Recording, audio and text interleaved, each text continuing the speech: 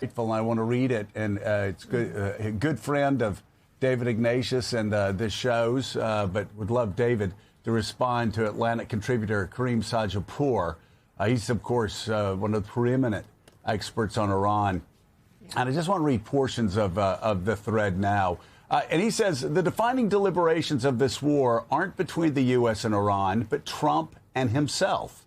He's facilitated between walking away and promising to bomb Iran into the Stone Age. Iran's been consistent.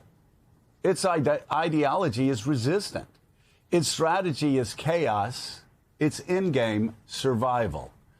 Trump has misunderstood the nature of the Islamic Republic. His threats to decimate Iran have not moved a regime which, since its inception, has shown itself willing to destroy the country and its people rather than compromise its power or ideology. In contrast to Trump, who has no fixed foreign policy views, Tehran's ruling class call themselves principalists because of their fidelity to the principles of the revolution above all resistance against America and the rejection of Israel's existence. These revolutionary ideas serve as both a glue holding the regime together and an anchor holding the nation down. The country will never advance without abandoning the ideology. The regime believes it can't survive if it abandons those same principles, though. Trump speaks about a conflict as a negotiation in pursuit of a grand bargain. Tehran may accept a narrow deal in exchange for a ceasefire, but its enmity toward the U.S. and Israel will remain. Ayatollah Khamenei chose martyrdom over normalization. His son will do the same. The paradox of the Islamic Republic is that it tends to compromise only under severe pressure. Yet that same external pressure and isolation have helped it entrench the regime.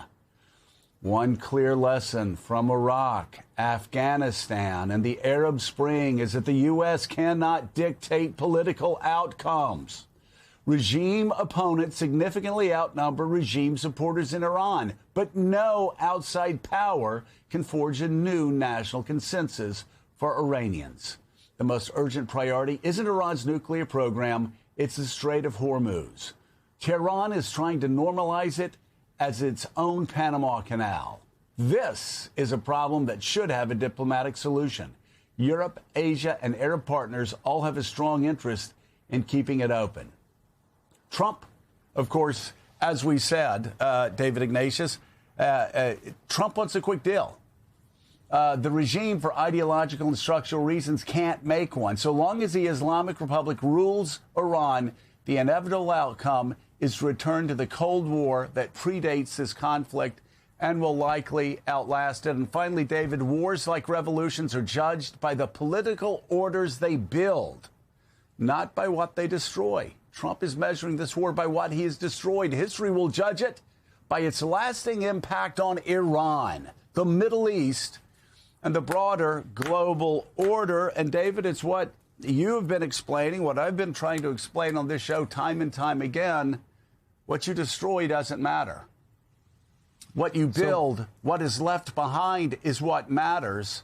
And right now, what is, again, difference militarily and politically. Militarily, they've hit targets, not as many as they thought they had, not as effectively as they thought they had, obviously, judging by the plane shot down over the weekend. But what exactly is going to be left behind remains an open-ended question, even more open-ended than before the first bombs started dropping. So there's nobody wiser in assessing the Middle East and Iran in particular than Kareem Sajjapour. And people in Washington, in government, and every part of the media have been turning to Kareem for a decade for that kind of analysis that you just read. And it's deeply distressing to read his clear, honest account of where we are. He describes a president who, as he says in the beginning, has been vacillating between bombing Iran back into the Stone Age, and then in the next breath he'll talk about walking away from the conflict and leaving it for others to resolve. In contrast to this regime, hardline, brutal, but unwavering in its commitment to what it calls its principles. As this crisis continues, it just seems to wind down to ever greater danger.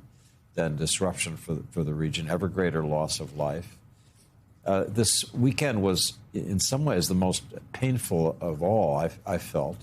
The heroic moment for the United States and our special forces, the rescue of the downed colonel in a mountain crevice in Iran, the number of people, the bravery, the deception to be able to get him out. It shows just how extraordinary our military is, followed by that vulgar Easter tweet. You know, Joe, 50 years from now, when people are trying to understand what this war was about, they'll read the language in that tweet, and then they'll look to other presidents in stress and what they said to the country. President Washington, President Lincoln, at the depths of the Civil War, level of loss of life unseen, and the calm and reflective way in which he spoke. Franklin Roosevelt during the nightmare of World War II. And then to read this almost like schoolboy vulgarity from the president was I think, shocking to all of us. So we're now heading toward another ultimatum. President Trump has said at 8 p.m. Tuesday, the world's going to come to an end in Iran. It's hard to know with each of these threats whether it's really a warning that Armageddon is ahead or a prelude to negotiation. But Joe, I think Kareem's measured analysis of how difficult this crisis is now, how hard it will be to solve, is exactly the right way for all of us to start the week. And David, tell us where you think we are in this 38th day. So, Joe, I think we're still balanced between the two fundamental themes of this war. Tactical brilliance of the United States military was demonstrated in a different way with this rescue mission, but it was an amazing feat of arms, showed off our special operations forces the ways they can do things nobody else on the planet can. But it also showed that Iran can withstand our best punch, and has got an asset in the Strait of Hormuz that it's very hard to take away absent diplomacy. I've been thinking that if Trump did go through with his threat to blow to smithereens every power plant, bridge, etc., that would probably make the Strait of Hormuz impassable for decades. It would leave behind such ruin and rage that the idea of reopening it under any circumstances would be almost impossible. I'm not sure Trump thinks through the consequences of that action. So we're again at a moment where to me the path out of this towards something that will stabilize the region and achieve the basic war goals of the United States requires us to work with our allies towards some kind of diplomatic solution. The idea you can just keep pounding the other guy and he's going to eventually say, okay, that's it. I think the evidence in this war points in a quite different direction. Quite different direction, and maybe we saw some of that frustration Easter morning with that absolutely obscene quote that, again, insults every Muslim across the planet and a good number of Christians across the planet. And, of course, there are those, David Rode, who would suggest, well, you just don't understand Trump. Trump is schooling everybody. He plays by a difference. No, it's not Donald Trump or our people in the media we're concerned about. It's what's the impact on those who consider America their enemies, and the impact is not good. Now, you of course, David, understand the impact of language like that better than anybody that we could have on the show. And our Morning Joe family, because you actually were held as a prisoner of war for 7 months by jihadists when the Taliban seized you. And you talk about how far from intimidating jihadists who want nothing more than martyrdom and who want nothing more to bring down America and destroy the West. This is not a post that would frighten them. Like it might frighten some people in the West who are intimidated by the United States and Donald Trump, but this actually energizes them and entrenches them even more. Explain that and what you learned again, about the thought process of jihadists in the middle of a hot war while you were being held captive.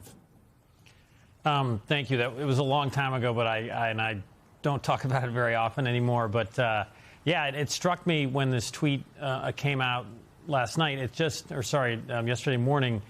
This is, not going to have an impact on a hardened jihadist. The Taliban are different than Iranians, but it's the same sort of very extreme religious view that if you die fighting for, your cause, you will become a martyr.